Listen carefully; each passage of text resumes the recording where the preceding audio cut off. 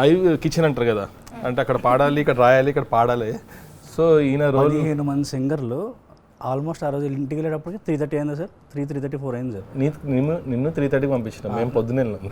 అదే సార్, నేను 3:30 ఆ టైంకి వెళ్ళాను సార్.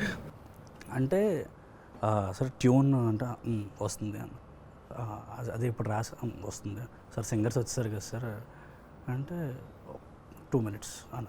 2 minutes అని అంటే సింగర్స్ ఏమో అడుగుతున్నారు, బ్రో రాస్తారా బ్రో, రాస్తా బ్రో అంటే అక్కడ ట్యూన్ అవ్వాలని చెప్తే వాళ్ళు కంగారు పడతారు కదా. సో స్లోగా మళ్ళీ వెళ్ళి సార్ అది ఒకసారి జస్ట్ ఇది వచ్చేస్తుంది బ్రో, ఒక 5 minutes అని. ఈ గ్యాప్లో ఎవరో సింగర్స్ని వచ్చామన్నారు, అది మనం ఇంకా రాయలేదు కదా అని ఒక ఫీలింగ్. పైకి వెంటనే ఆల్మోస్ట్ ఒంటిగా అలా కంపోజ్ చేయడం, ఒక 10 నిమిషాలు 15 నిమిషాలు టైం ఇవ్వడం, రాయడం, రికార్డ్ చేయడం.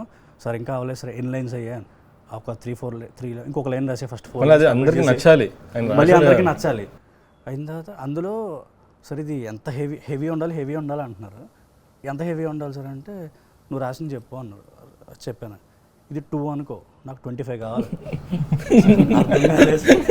అంటే ఇక గ్రాండ్గా ఇట్లా పట్టుకుని ఇట్లా ఇంకోటి అన్నారు సార్ ఆ రోజు, హర్ష ఇది వింటుంటే మనకు ఆ సీక్వెన్స్లో ఇట్లా ఉన్నాయి కదా, ఇట్లా లేచి నిలబడాలి, గూస్ బంప్స్ అని.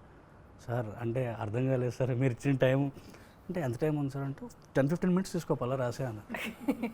ఈ యాప్లో పేపర్ పట్టుకుని మొత్తం అభిషేక్ పిక్చర్స్ ఆఫీస్ పైనుంచి కింద 4 సార్లు తిరిగి ఒక టైంలో కనిపించలేదు, చూస్తే బాత్రూంలో ఉన్నాడు. బాత్రూంలో సార్ లోపల రాస్తున్నాను రాసినాను సార్.